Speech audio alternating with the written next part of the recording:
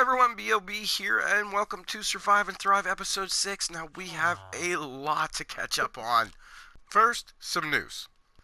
Now, in case you missed it, Minecraft PlayStation 4 Edition has updated to version 1.95. Now, for the most part, this was just a bunch of bug fixes, but there are some notable changes. For example, if you have these fully barked logs, they can now be crafted into planks, which is great, because if you have extra of these lying around, you had nothing else you could do with them, well, now you can turn them into planks and actually use them for something else. My personal favorite part of the update is that redstone dust can now be placed on glass, which is awesome for a couple of reasons. One reason is it has no bottom texture, so it can't be seen from underneath, but this will still transfer a redstone signal. Another good thing about this new feature is since glass is a transparent block, it cannot be powered, so this might be a good way to get around bug powering issues like we have in this situation right here. Now I want to talk about our progress, and there has been lots of it. See, because I've been ill for a couple days, so I haven't really been able to record, but I have been able to do a lot of this grindy stuff, like breeding up cows. And as you can see, we got a great big noisy herd down here, which I will butcher later on. But see, I haven't actually started to enchant any of my own books yet. Let me explain why. You see, I've been doing a lot of research with villagers, and, well, mostly it was all about an iron farm, but I've determined that iron farms for the PlayStation 4 are mostly broken. I mean, you can find working models on YouTube, but most of them are more string farms that produce small amounts of iron and poppies. But I mean, I will probably build one of those in this world at some point. But for now, I think mining is just going to be the fast way to get iron. Now, due to all the iron fails I had, I decided to turn my attention towards villager trading mechanics. And so I got a nice little temporary trading hall set up inside the hole-in-the-wall hut here. And, well, this is providing us with a lot of things. For example, this fisherman, well, he's basically my source of emeralds because he's buying up all these fish that I'm picking up through AFK fishing, and the big money's in these and the puffer fish. But I'm pretty much sold out. I actually just did a whole bunch of fishing just so I could give you that demonstration. The cool thing about this is with fishermen, if you get locked out of their trade before work hours are up, you can just break their workstation, place it back down, and they're willing to buy some more fish. They don't always buy the same types of fish, so you got to look out for that. But, I mean, it's a way to keep them emeralds coming in. And since we had emeralds coming in, we were able to acquire some books from these fellas right here. If we take a look at this guy, you see he's got mending for 10 emeralds. And then this guy over here who won't stop jumping on his bed, well, he's got unbreaking, but I've changed him a couple times. At one point he did have silk touch, so if we look in here, I got myself a whole bunch of silk touch books on back supply, and then I changed him. I did have him as efficiency 5 at one point, but those books were really expensive. I wanted to get a lot of unbreaking. And if we look in this chest, mending! I got lots of it now, so I can keep putting this on all my equipment, which is what I've been doing. Oh, there's another Unbreaking 3 book. There's a couple random books in here, but another trade that has come in handy quite a bit is this guy's right here. Now, one thing is he buys rotten flesh, which I have sold out of, but I can get a lot more real quick. But he sells these, the ender pearls, and I might just grab a couple of these right now and add to the collection. See, we have enough ender pearls to get to the end right now. The one thing I want to get more of before I do go, though, is gold. I want to be able to maybe craft up a couple enchanted apples or even just a couple gold apples. Some sort of superfood source to bring with me when I'm fighting the dragon.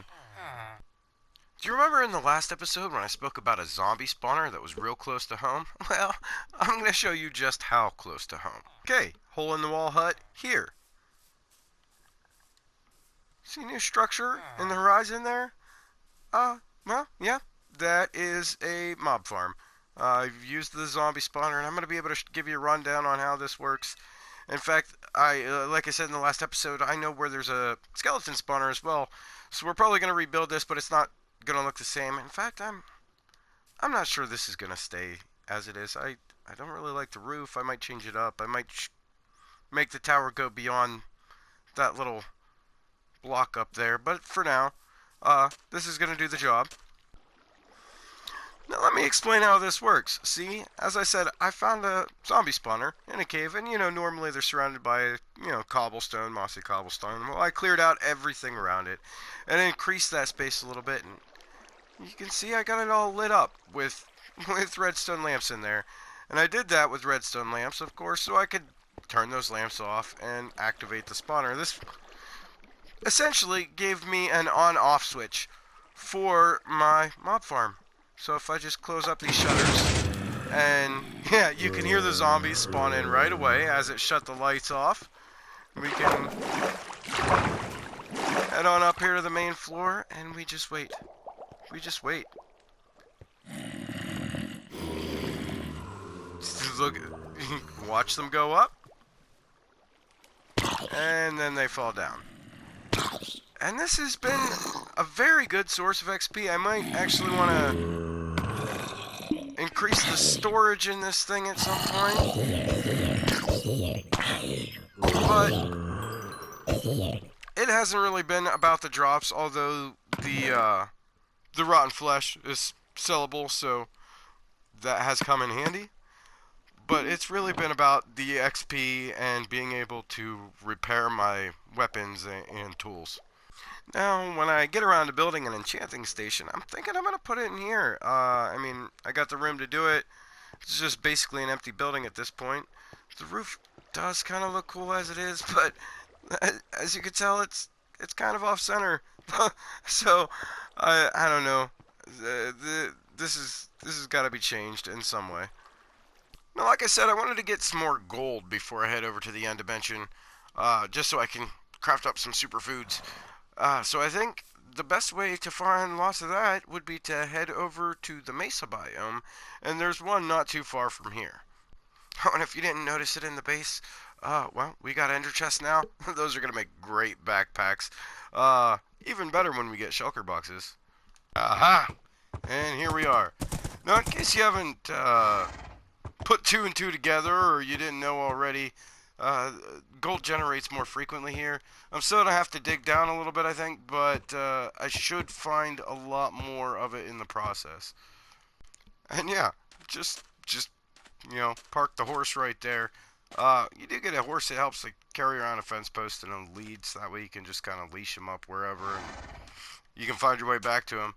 I'm actually going to give him some light. Here you go, Mr. Horsey. But, yeah, just poked a hole into this first cave I saw, and look, boom, gold. So I think we're on the right track here. I'm going to try and mine up a whole bunch of this. Okay, so I'm not exactly sure how long I was down there mining, but here is the haul. We got, well, a little over a stack and a half of gold, plus with the stack we have back at home, we might be able to craft up at least a couple golden apples, maybe 1 or 2 enchanted ones. I also grabbed a little bit of iron while I was here, some coal, and some lapis lazuli. But as I said, I'm not really sure how long I was down there, and it's nighttime. I'm going to go ahead and sleep here before I go back home. Okay, so here is the gold I have now. It might sort of seem like a lot, but when you start crafting things like golden apples and enchanted apples with it, well, it's going to go real quick. Like 1 enchanted apple, that's going to use a whole stack of gold. So I don't think I'm going to go with the OP enchanted notch apples. I think instead maybe just a couple gold ones, and I'm considering maybe some carrots. I don't know. They're not really as powerful a food source, but I mean it'd be great to have some on hand, as well as, like, 1 or 2. Well, probably more than 1 or 2, but a couple golden apples. Okay, so here's what I've done.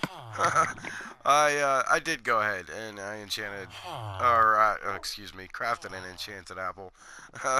Also 5 golden apples, 6 golden carrots, and then this is the gold I have left after it was all said and done. So I'm not completely out, and, well, I mean, these, along with like a traditional food source, that should be enough. That should be enough to get me through the Ender Dragon fight. In fact, if I use all this, I'll be disappointed in myself. Okay, and another thing I've done to prepare here is I went ahead and brewed up a few potions of slow falling. See, I'm going to use these during the fight.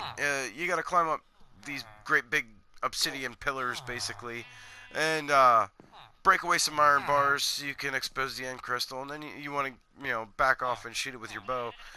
But what I'm going to do is go ahead and drink one of these potions, and then scaffold up to the top of those pillars. This way, if the dragon happens to knock me down or break my scaffolding, I'll just slowly fall back to the ground and I'll be alright.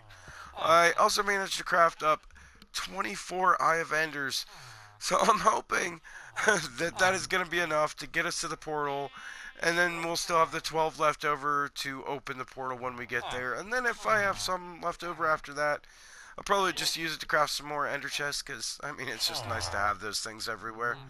So, this is what I was talking about in the last episode. I'm just going to come out here, and I'm going to throw this. And it's going this way.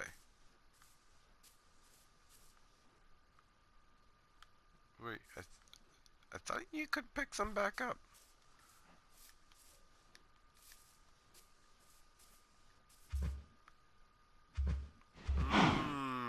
Maybe not. This could be a bit more of an issue. Oh, well, yeah, there's that one. So what happened to the first one I threw? Did it just, I guess it just disappeared altogether, huh? Well, I guess I'm going that way, though. Okay, so I might have greatly underestimated how many of these things I'm going to need. See, they're disappearing way more often than I thought they did. I'm not sure why that is. I don't know. I guess I'm still going in this direction, though. I hope it's not too far, because if it's a very long distance, I definitely didn't bring enough of these things. Okay, I think I found the general area. It's kind of hard to tell.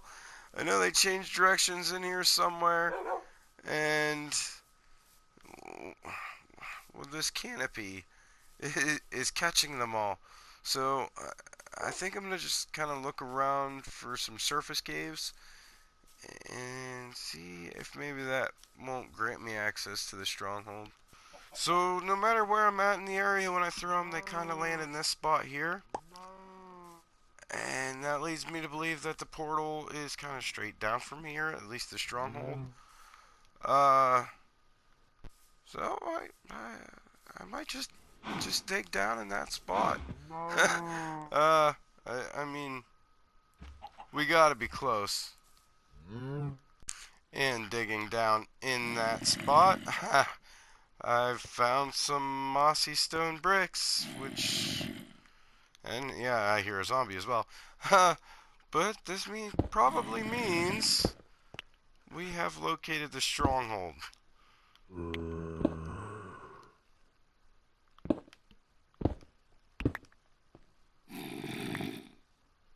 Definitely looks like a stronghold. Well, let's see if we can find the portal. Okay, and I do believe that right over there, that is the end portal. So I'm gonna probably just dig my way in from over on that side. Or maybe I could do it from right here. Yeah, the silverfish spawner. I know you're not supposed to break mob spawners. I know that. I'm gonna break that mob spawner. I don't need these guys fighting with me every time I come here. I mean, yeah, I know you could light it up, but I mean, honestly, what do I need to farm silverfish for?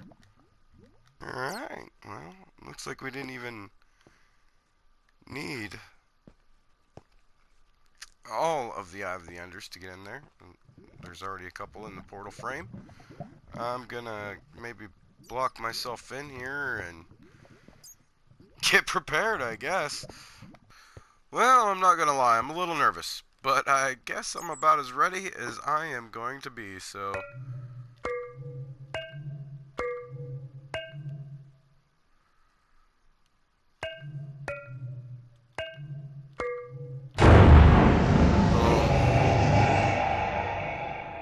Yeah, that's always a tad overwhelming. Alright. Well, maybe I ought to put these remaining eye vendors back in my ender chest. So worst case scenario, I'll still have some. Well, I guess now all I need them for is crafting more ender chests. Okay, and now that I've stalled for a sufficient amount of time, let's do this.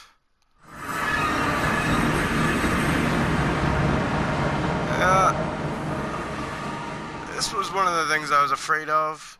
Spawned you on these platforms, kind of out over the void, and we don't want to fall in the void. That's the worst way to die because there's no getting your stuff back from there. But let's go ahead, get up to ground floor, I suppose. All right, we are up here. We gotta find the caged in ones first. Those are gonna be our first targets. And then the rest of these will be easy pickings.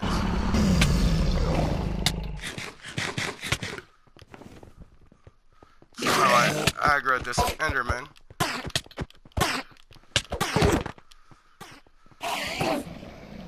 I'm gonna drink this potion here.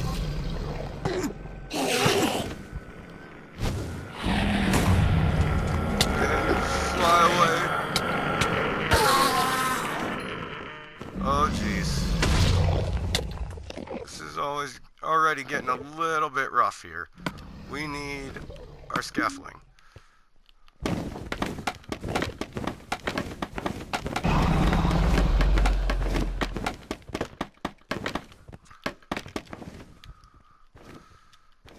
Okay.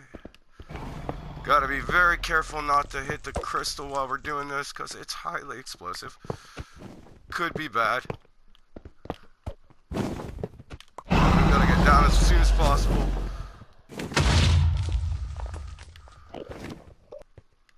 That's the other one we gotta get to, so let's get up there and...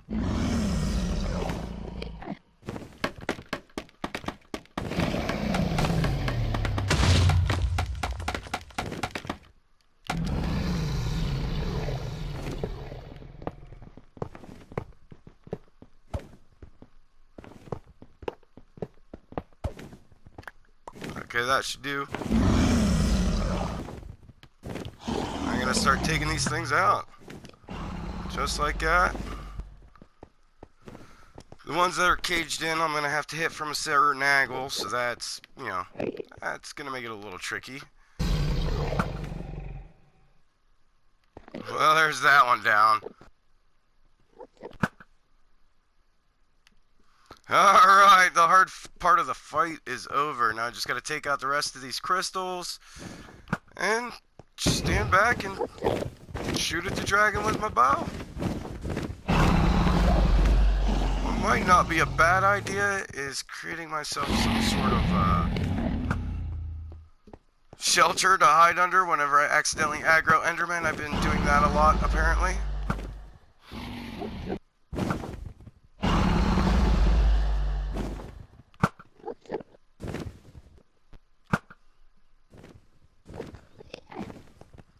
And that's the last crystal down. Now it's just all about taking on that dragon and not looking at Enderman. Taking on the dragon, not looking at Enderman. Watching out for that dragon's breath. I should have brought some more bottles. That'd have been a good idea. Bring some bottles to this fight so I can collect that dragon's breath. Oh, well, I guess probably respawn him a couple times, so well, that was a terrible way to start out. Well, that bow actually does some pretty serious damage.